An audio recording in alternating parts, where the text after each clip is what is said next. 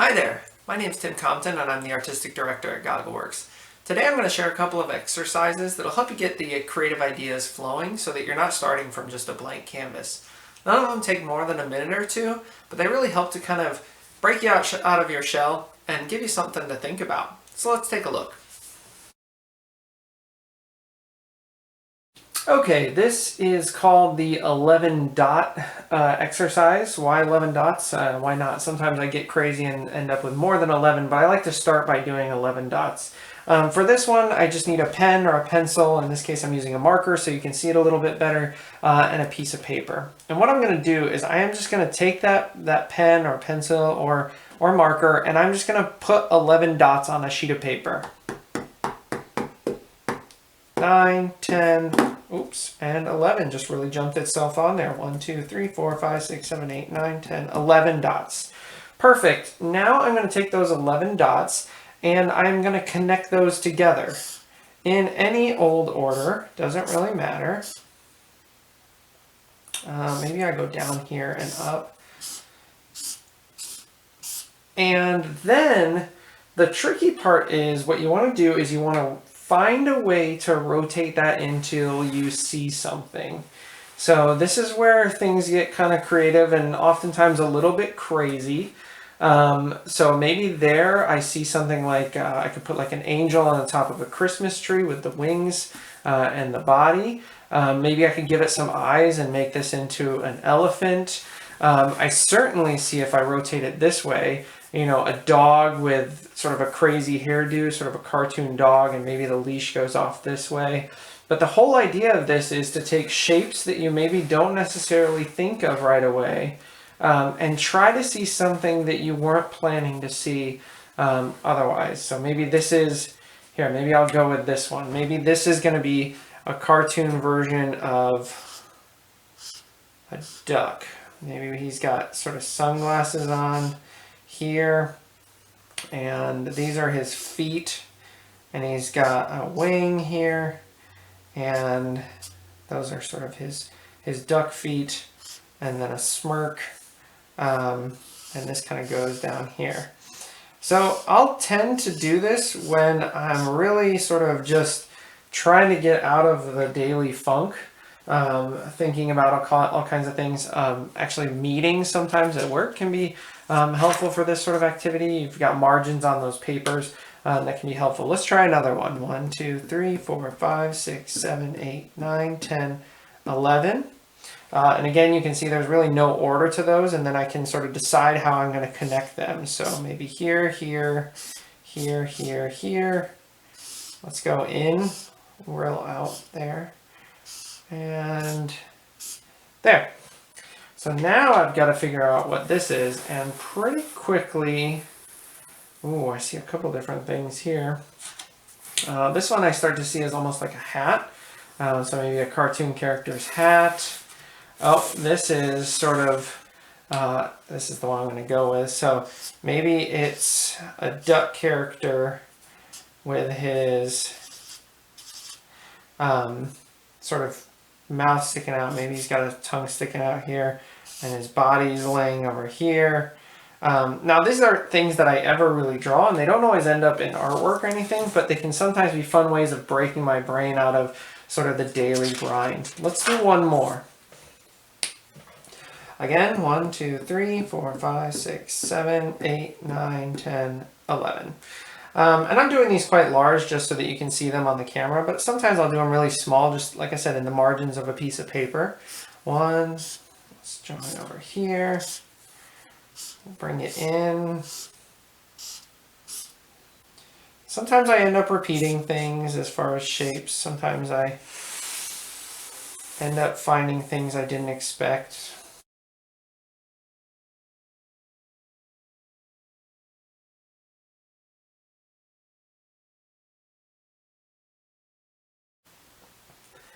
So this is both a creative writing as well as a creative idea formation exercise. I like to use a pen and paper just because it's a different thought process than maybe typing on the computer. So I've got a paper here today and a marker so that you can see it clearly. But it starts by really just writing a series of sentences, a couple of ideas down on paper.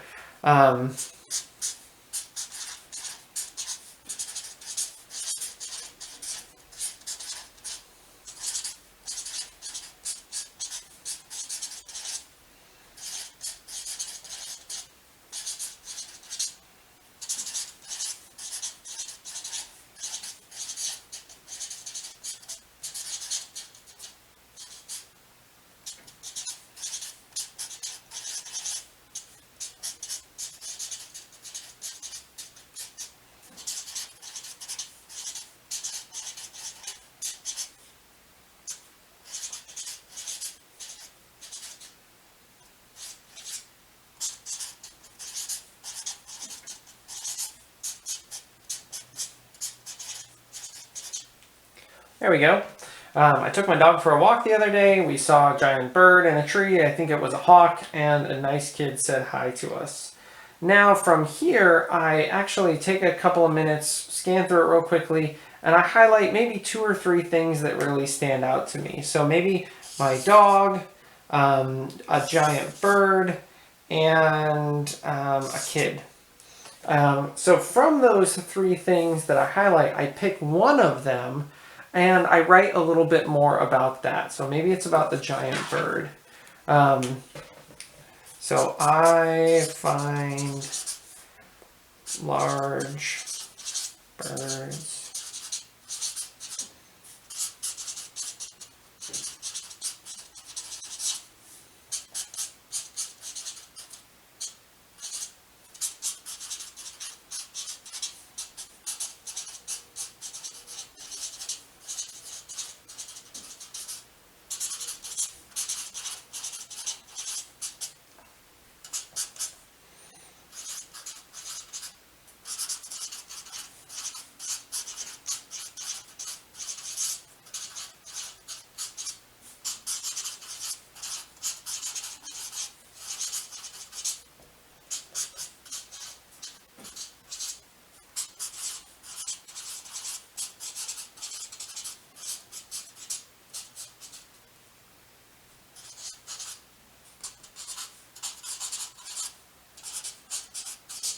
All right.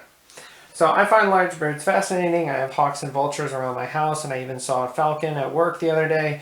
I love to see them fly high in the sky. Now you can see I used a symbol for at, just shorthand, just trying to get words down on paper, think through the processes. So maybe from this one, I find large birds, my house, and let's say sky. And from those, maybe I want to pick sky as the one that I write about. And you can do this over and over and over again as many times as you want to identify and sort of narrow down a subject matter that you're going to draw about. So maybe let's go one more time. I'll talk about the sky.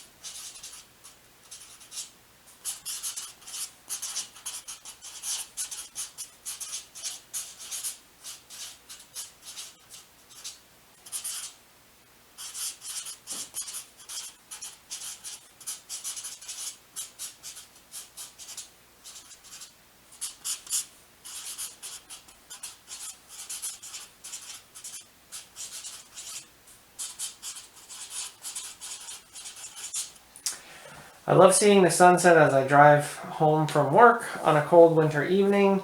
The bright, bold colors reach out over the hills as I drive down the highway. That's a pretty vivid scene, and there's a couple different things that you can notice as I work through these writing processes. First of all, my writing actually got better. It went from a pretty basic statement about going on a walk with my dog to sort of more detailed and identifying. And by the time I'm writing about the sky, I'm putting pretty vivid imagery words in there. Things like bold colors, not just regular colors, but bright and bold colors. Evening colors, those are all hints as to what the imagery might look like. You know, reaching over the hills, so there's hills in the background to drive down the highway, so that's sort of the imagery there. So because I got better at writing through those three, because my brain got trained more about my writing, I got better and better imagery. So now I actually took also a left turn away from walking my dog to talking about birds to thinking about a sunset. And that really helped me kind of hone it in. Again, you can take this as long as you want. I've even stopped to like draw doodles on these pages sometimes as I really start to think out ideas. By the time you get through it, you probably have 2 or 3 good ideas that maybe could result in images. You can either take those to Google, do a quick Google search and probably come up with something. In my case, I actually think I probably have an image like this somewhere in my camera roll on my phone. So I want to try and find an image that I can work off of to then make an artwork. So this can be really helpful to avoid sort of staring at a blank canvas as you start to think about project ideas.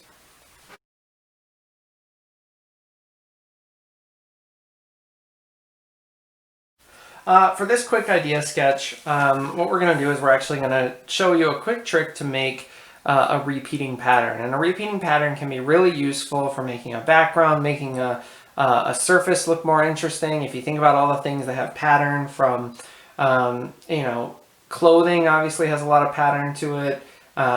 You know, rugs on the floors, having a repeating pattern that can work within a space can be really helpful in adding visual interest. So I'm going to show you 2 different shapes that work really well for making repeated patterns. And I'm going to show you how to make them a little bit more interesting. So the 2 shapes that I'm going to start with are a square. And you can see this isn't a perfect square. I'm really just brainstorming ideas at this point. And then if I wanted to use this, I could go into making it a little bit more perfectly. And I'll show you that here in a little bit. And then the other one is going to be a diamond pattern. There we go. Now, the premise for both of these is going to be roughly the same. The only difference is going to be that a square is going to be much more vertical and horizontal, whereas the diamond pattern in the way that it repeats will be more diagonal. So in both of these cases, what we're going to do is any shape that we cut off of this side, we're going to add on to that side. So if I wanted to, say, take sort of a half circle and add it to that, I would need to take a half circle and subtract it from that. Now what I'll do oftentimes is after I do some doodling and some drawing is I'll actually go in and fill in the area that I've created so that I can see the overall shape of the piece. So I'm just going to take my marker here and fill this in.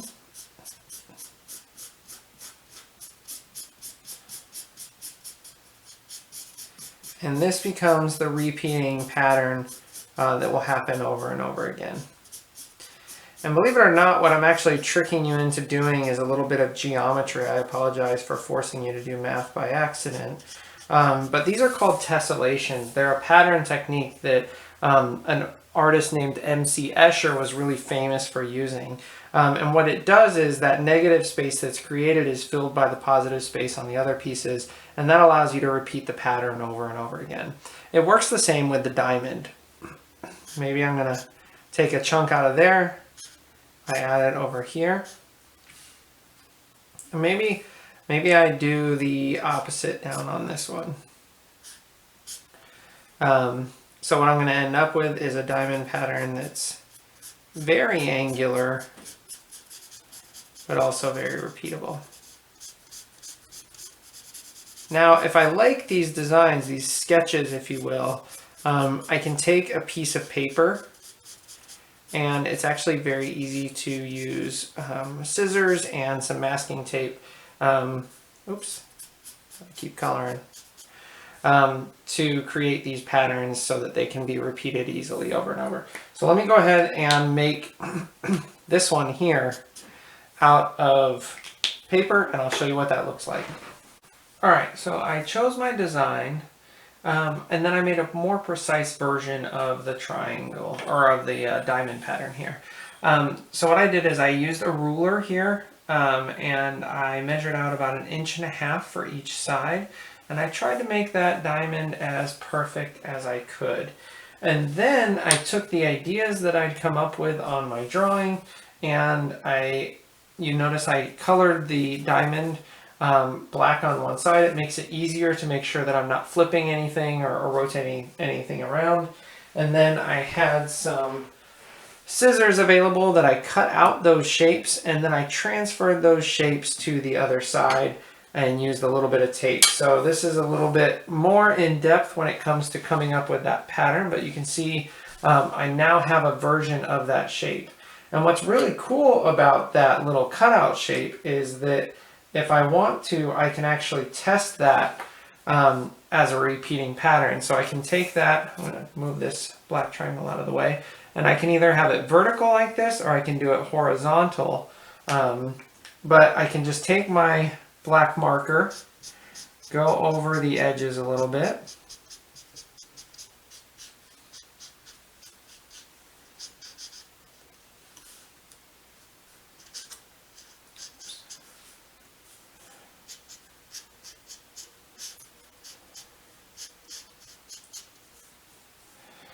and shift that down, and you'll see the edge of that lines up perfectly now with the next one. So if I were to go over that again, and again I'm being kind of quick with this,